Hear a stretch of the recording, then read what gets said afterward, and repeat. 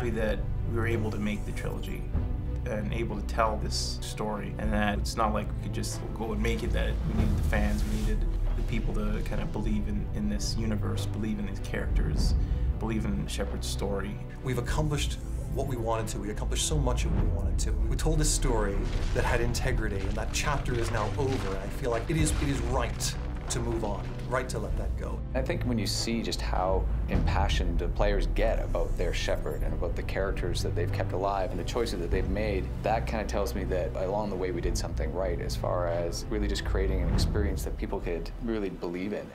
Prepare yourselves for the arrival. All of this, the whole universe, we've created this galaxy of stuff that is so much better than I think we could imagine. That's because we have this amazingly talented team. And I think the other thing that I'm really thankful for is the fact that we were able to get it all done. And if you think about all the games or even studios over this 8 years we've been working on this that got canceled, or studios that got closed, and it is a tough industry. To be able to say that you want to finish 3 games and you're going to try and tell that story, and then to get to the end and we were able to finish it all. It is pretty amazing, and we're very fortunate to have been able to get to the end and finish the process. In the entertainment industry, I think that we have a gift to be able to provide people with an escape, and especially in this day and age where people really need to escape more. I started out as just a BioWare fan like so many other people. I still remember the day I went to the store and bought Mass Effect 1 because I'm very excited. I'd been following all the press on that game leading up to its release. Ran home and really just played the heck out of that game and was blown away by the universe they'd created and the characters and the story. I've been with these characters for a really long time, and it does feel like seeing friends that you're probably never going to see again, and a lot of bittersweetness to it. I go home and I talk to my wife, and she looks at me, she goes, "What's wrong?" Like, you know you're getting ready to say goodbye to a very close friend. It's something that's been with me for 6+ years now, so very aware right now. What's going on? Couldn't say. Just told me they needed you. I feel incredibly lucky to be able to play a female character like this, to be able to play a leader who isn't necessarily a man or a woman, just a leader. He's a Spectre. Everything he touches is classified. That's Garrus.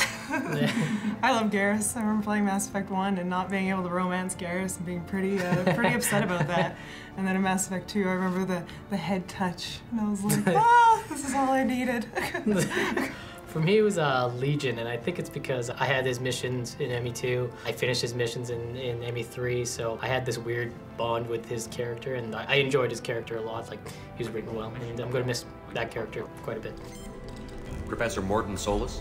I really liked Mordin, mostly because he sort of made Omega for me. Omega sort of had its thing going for it, but it wasn't quite there, and it wasn't until Mordin was standing there in it, being what he was, that I think it all kind of gelled and made a lot more sense to me. So Mordin made a big chunk of the world work for me, and his finale is amazing, of course, so there's a lot to miss with him.